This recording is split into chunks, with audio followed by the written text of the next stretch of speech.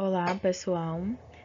Vamos dar início hoje a mais uma aula de História da Educação Brasileira, onde vamos falar sobre o realismo no século XVII, né, mais conhecido também como a pedagogia realista, né? Então, a pedagogia realista, ela se dá de maneira muito envolvente com a Igreja no século XVII. Ficou conhecida pelo absolutismo, tempos em que a valorização da razão substituía conhecimentos religiosos, sendo que os realistas, ao longo da história, foram essenciais para a descoberta de novos conhecimentos. Então, o que seria essa pedagogia realista? Ela é uma doutrina dominante, né? Então, ela predominava no século XVII, garantindo que tudo que fosse ensinado realmente fosse útil para quem as aprende. Então, que tivesse relevância, que tivesse importância para quem estaria aprendendo aqueles ensinamentos. Ela teve a origem, enquanto permanência no ensino, a formação humanista literária do século anterior. Então, com essa permanência no ensino e essa formação humanista literária no século passado, né, no século anterior, no século XVI, então surgiu-se uma nova orientação. Orientação essa denominada de realismo pedagógico. A nova didática. Quando se fala em nova didática, nos vem à cabeça um novo modo de ensinar e aprender que revela a fundamentação da educação. Mas a nova didática quer dizer que a prática escolar deveria imitar os processos da natureza nas relações entre o professor e o aluno, onde serão consideradas apenas as possibilidades e os interesses da criança. Então, essa nova didática é um novo modo, uma nova forma de ensinar e aprender, onde tem como objetivo levar em conta os limites, né, dos alunos, as dificuldades, até onde eles podem ir, até onde eles conseguem ir, né? E o professor em si, na didática, nessa nova didática, ele passa a ser visto como um profissional não missionário e seria bem remunerado por isso. E a organização do tempo e do currículo levaria em conta os limites do corpo e a necessidade, tanto dos alunos quanto dos professores, de ter outras atividades. Então, o professor ele seria privilegiado, né? Ele não seria tratado mais como um missionário, certo? Por Comênio, ele ter sido bispo, né, e ter influenciado nessa nova didática, né, então ele não seria mais esse missionário, ele seria tratado como um profissional que seria remunerado e que teria agora uma carga horária de trabalho específica, né, onde pudesse levar em consideração os limites do seu corpo, a organização do seu tempo, a organização desse currículo, né, para poder pôr em prática as atividades. Comênio, ele foi um bispo, né? Inclusive ele foi o último bispo da Igreja Russita e tornou-se um refugiado religioso, que a gente vai ver aqui logo mais no vídeo, né? Além dele ter sido esse refugiado religioso, fugitivo, ele aí foi um grande inovador e um dos primeiros defensores da universalidade da educação, que é um conceito esse que defende em seu livro Didática Magna, né? Então, ele defende essa universalização da educação. Considerado também como o pai da educação moderna, por seus métodos aplicativos de ensino mais efetivo a partir dos conceitos mais simples para se chegar aos mais abrangentes, né? Então, ele ia do que era mais simples até o mais complexo, né? Então, os métodos que ele utilizava para transpor esse conhecimento simples até o mais complexo, por essas estratégias, esses métodos, ele foi considerado o pai da didática moderna, certo? Então, aqui abaixo, veremos um resumo simples que nos mostrará como foi essa evolução de Comênios, né? De que forma ele trouxe significância.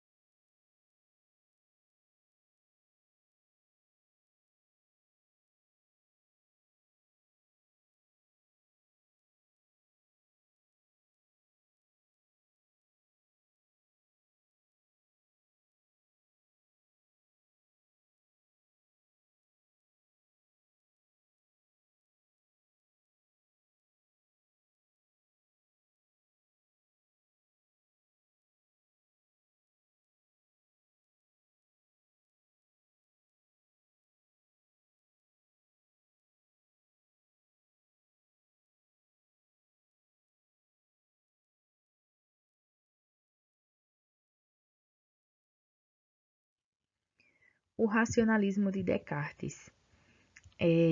Quando a gente traz o termo racionalismo, em teoria significa uma corrente filosófica que atribui particular confiança à razão humana, ao passo que acredita-se que é dela que se obtém os conhecimentos da filosofia, pois se preocupava-se bastante de onde vinha um termo que difundiu em uma ideia que era razão e outra que dizia que era experiência, né? Então, o racionalismo, nesse sentido, ele baseia-se no princípio de que a razão ela é a principal fonte de conhecimento e que esta é inata aos seres humanos, né? Então, assim, o raciocínio lógico seria construído através da dedução de ideias, tal como os conhecimentos de matemática, por exemplo, assim como veremos no vídeo aqui abaixo.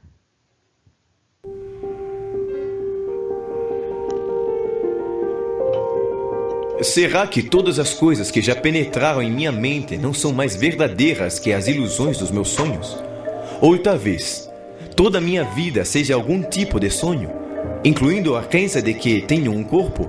Será que um gênio maligno tentando me enganar de que o que penso ser realidade é ilusão poderia me levar a crer que pensar é não existir?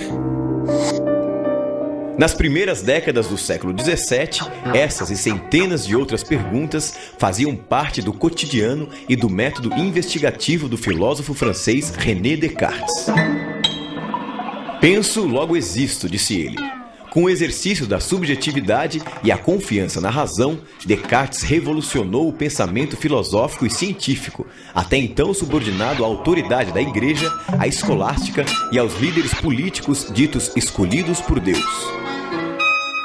Contra as disputas religiosas sangrentas que reinavam na Europa, Descartes ofereceu a razão. O seu subjetivismo, que valorizava o sujeito científico, indicava o caminho para a objetividade e para o rigor intelectual igualitariamente.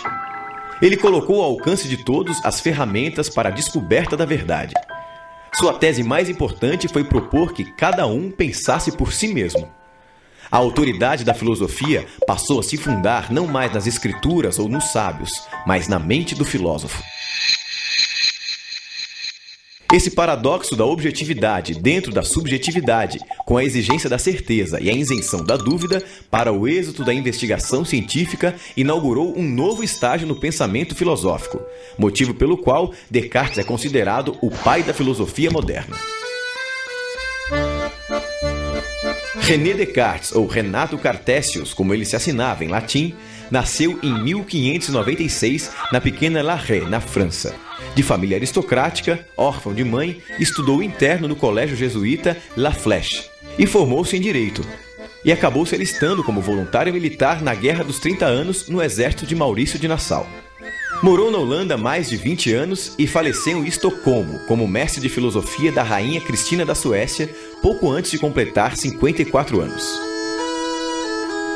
Influenciado pelas ideias de Galileu e pela amizade com o físico e matemático holandês Isaac Bikman, Descartes tomou do amigo o raciocínio simples e fácil que os geômetras empregam para chegar às suas mais difíceis demonstrações, como ele mesmo observava, bem-humorado. E saiu em busca ambiciosa de um novo sistema de conhecimento. Um método único que mensurasse todas as realidades observáveis no mundo físico, celeste ou terrestre. Ele queria explicar o mundo a partir da mecânica elementar das partículas, usando os princípios da figura, do tamanho, da posição e do movimento das partículas da matéria. Para ele, todas as coisas que caem sob o conhecimento humano estão interconectadas da mesma forma, como escreveu em uma de suas obras mais conhecidas, Discurso do Método, publicada em 1637.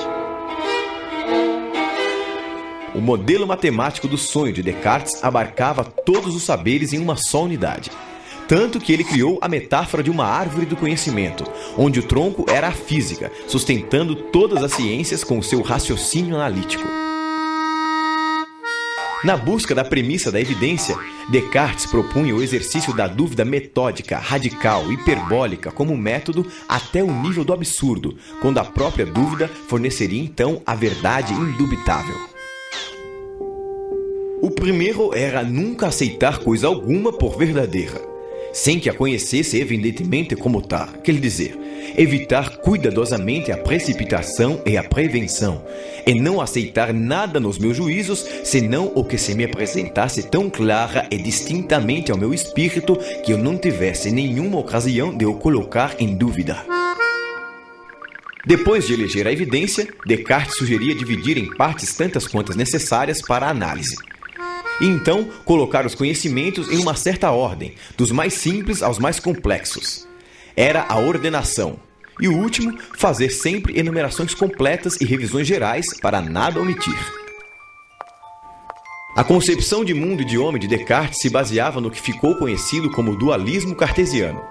A divisão da natureza em dois domínios opostos, o da mente ou espírito, que ele chamou de recogitans, a coisa pensante, consciente de si, livre e sem dimensão espacial, e o da matéria, que ele chamou de re-extensa, a coisa extensa, isso é, a material, mensurável, espacial, sem consciência e mecanicamente determinada.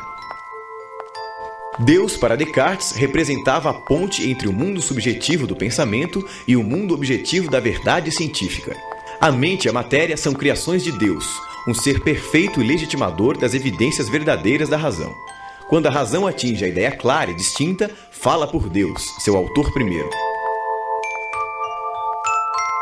Em sua premissa mais famosa, evidência número 1, que fundamenta todo o raciocínio cartesiano, Descartes exercita a dúvida até atingir o seu ápice. Notei que, enquanto tentava supor que tudo fosse falso, era necessário que eu, que pensava isso, fosse alguma coisa. E observando que essa verdade, eu estou pensando, portanto eu existo, era tão firme e certa, decidi que poderia aceitá-la como o primeiro princípio da filosofia que procurava.